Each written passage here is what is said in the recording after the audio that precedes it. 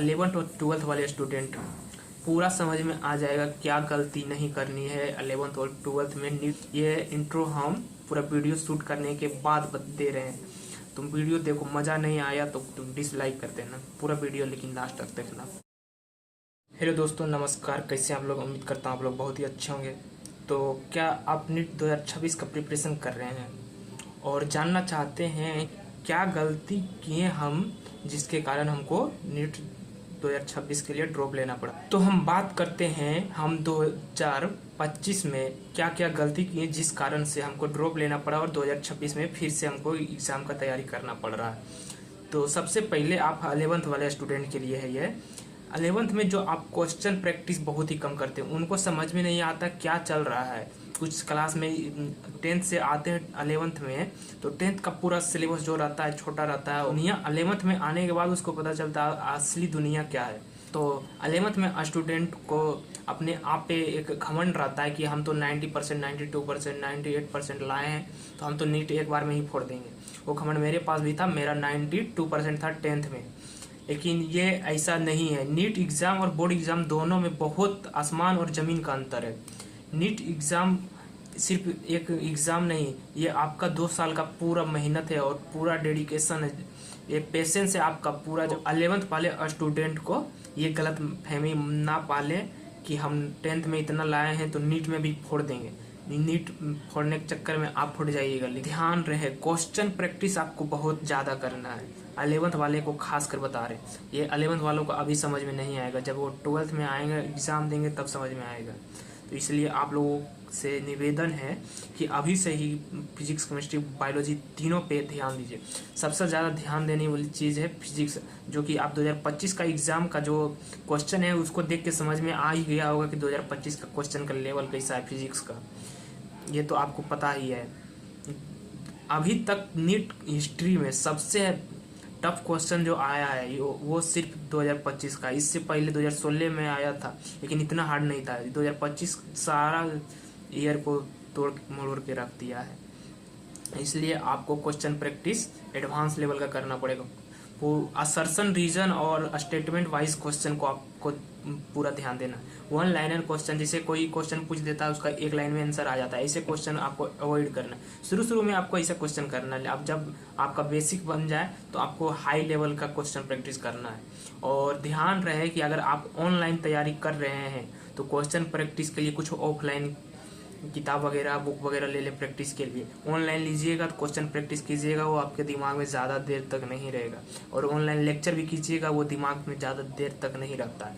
हम पूरा 11th और 12th ऑनलाइन पढ़े हैं, जिस कारण से कॉन्सेप्ट बहुत ज़्यादा भूलिएगा। ऑनलाइन पढ़ने का ये नुकसान है कि आपका ये माइंड में जो रिटेंशन पावर रहता है बहुत कम जाता है, बहुत जल्दी सब कुछ भूल जाते हैं, बार बार रिवीजन करना पड़ता है। ऑफलाइन में क्या होता है, जो पढ़ते हैं वो याद रहता है।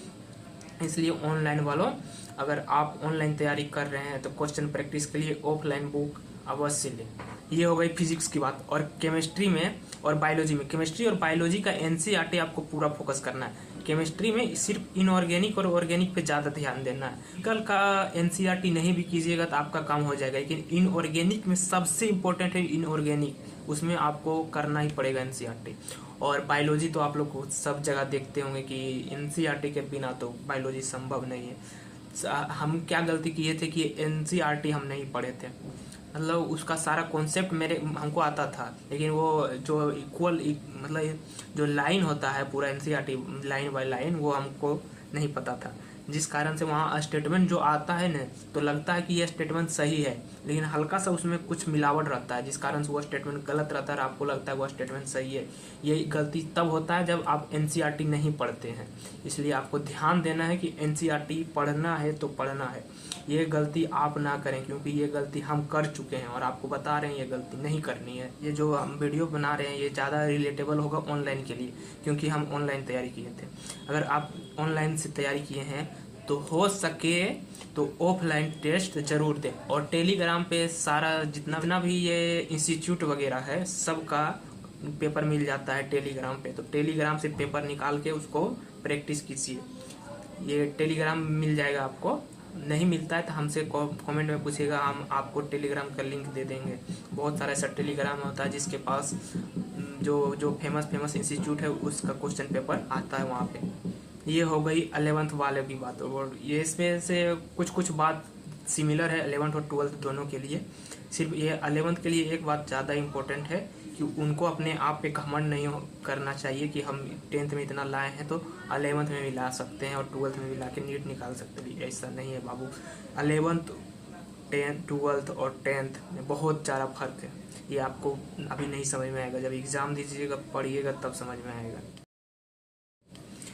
और अब हम बात करते हैं स्पेसिफिक 12th वालों के लिए। 12th वालों की क्या मजबूरी होती है, उसको 12th के साथ साथ नीट का तैयारी करना होता है, यानी बोर्ड के साथ साथ नीट भी देना होता है, जिस कारण से वो तैयारी करता है। फिजिक्स केमिस्ट्री बायोलॉजी तो हो जाता है, लेकिन उसका जो लैंग्वेज पेपर होता है वो नहीं हो पाता है। जिस कारण से हम क्या गलती किए थे कि पूरा साल फिजिक्स केमिस्ट्री बायोलॉजी पे ध्यान दिए थे, और जब 1 महीना एग्जाम का लास्ट बचा था तो हम घर चल गए थे और घर में एक टेस्ट सीरीज ज्वाइन कर लिए थे। वहाँ पे चलता है लोकल एरिया में, तो टेस्ट सीरीज ज्वाइन कर लिए और फिजिक्स केमिस्ट्री बायोलॉजी को हम छोड़ दिए, देखना छोड़ दिए फिजिक्स केमिस्ट्री बायोलॉजी को, क्योंकि हमको लग रहा था कि हमको ये आता है, फिजिक्स केमिस्ट्री हमको पूरा आता है, और हम पूरा छोड़ दिए थे कि नहीं फिजिक्स केमिस्ट्री हो जाएगा। सिर्फ हिंदी और इंग्लिश 1 महीना हम हिंदी इंग्लिश पे पूरा ध्यान दिए, जिस कारण क्या हुआ, जो फिजिक्स केमिस्ट्री बायोलॉजी का था तीनों लास्ट तक आते आते हम बहुत कुछ भूल चुके थे। जब लास्ट में रिवीजन करना बैठे तो हमको लग रहा याद ही नहीं है कुछ, ऐसा लग रहा था। ये गलती आप ना करें। अगर 1 महीना जब लास्ट में बचता है तो हिंदी और इंग्लिश होता है, बिहार बोर्ड से हम थे, तो इसके साथ साथ आपको फिजिक्स केमिस्ट्री बायोलॉजी भी रिवीजन करना है, सिर्फ लैंग्वेज पेपर पे नहीं। तो क्या होगा इससे, आपका जो फिजिक्स केमिस्ट्री बायोलॉजी का कॉन्सेप्ट रहेगा वो आपको याद रहेगा।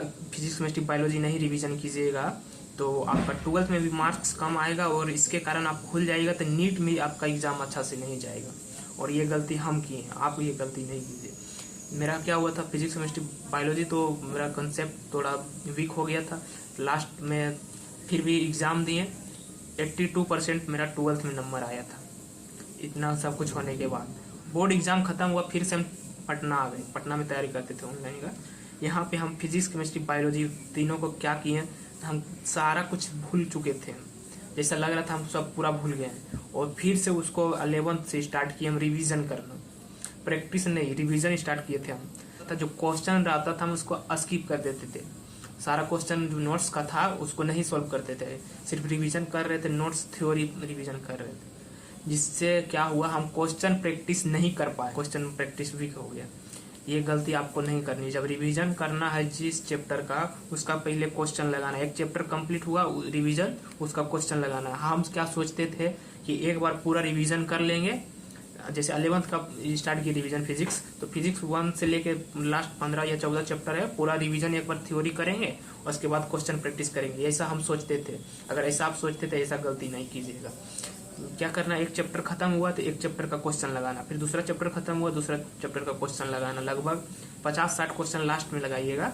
ऐसे तो क्वेश्चन प्रैक्टिस शुरू से करते रहिएगा तो दिक्कत नहीं होगा। हम तो क्वेश्चन प्रैक्टिस में बहुत कम ध्यान दिए थे, ये गलती आपको नहीं करनी है। ये सब होने के बाद 4 जून को था, 2 सप्ताह पहले उससे हम रूम में खाना बना के खुद से खाते थे। 2 सप्ताह पहले क्या हुआ कि सोच रहे थे टाइम खाना बनाने में बहुत ज़्यादा हमको लॉस हो रहा है, यानी बर्बाद हो रहा टाइम, तो सोचे हम अपना खाना मेस में खाएं और जो टाइम बचेगा यूटिलाइज करके हम इसको रिवीजन और क्वेश्चन प्रैक्टिस में देंगे।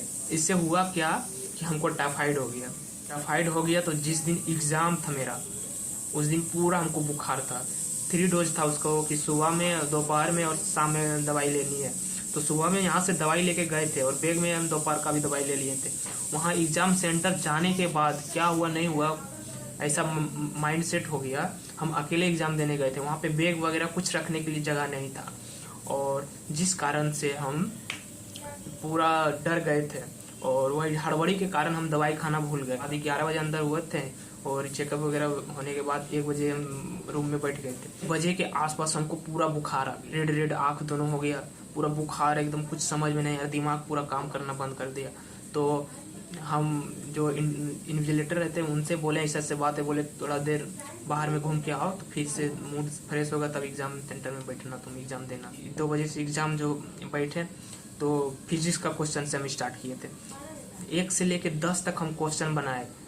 मेरा क्या था कि हम बायोलॉजी और केमिस्ट्री करते थे तो फिजिक्स में आते आते माइंड काम करना बंद कर दे। केमिस्ट्री और बायोलॉजी का क्वेश्चन करते थे ना तो फिजिक्स का क्वेश्चन बनाने के मन नहीं करता था, पूरा जो माइंड होता है वो बनाते बनाते थक जाता था, जिस कारण से फिजिक्स में दिमाग नहीं लगा पाते थे। इसलिए हम फिजिक्स का क्वेश्चन से स्टार्ट किए कि फिजिक्स से स्टार्ट करेंगे तो वहाँ तक तो बन ही जाएगा, जब फिजिक्स क्लियर हो जाएगा तो वो सब तो ईजी आता है वो बन जाएगा। तो 1 से लेकर 10 तक हम क्वेश्चन अटेम्प्ट किए जिसमें मेरा 4 क्वेश्चन बना था मात्र। तब से हम पूरा, और पहले से डरे हुए थे और पूरा डर गए। तो ये होना क्या था, आप एग्ज़ाम का प्रेशर तो आप समझ ही सकते हैं क्या प्रेशर होता है उस टाइम। तो दिमाग वहाँ काम करना बंद हो गया। हमको लगा सिर्फ ये मेरे साथ ही हो रहा है, सबके साथ नहीं हो रहा है, जिसके कारण हम और डर गए और एग्ज़ाम मेरा सही से नहीं गया। फिर भी अच्छा खासा मार्क्स नीट 2025 में आ रहा है। कितना मार्क्स आ रहा है अगर जानना चाहते हैं तो कमेंट में बताएं। और ये वीडियो कैसा लगा कमेंट कीजिएगा। ये वीडियो सिर्फ आपके लिए, 11th और 12th वाले स्टूडेंट के लिए। हम भी आपके साथ नीट 2026 का एग्जाम का तैयारी कर रहे हैं। वो धन्यवाद। इस वीडियो में इतना ही था। आशा करता हूँ ये वीडियो आप लोगों को पसंद आया होगा।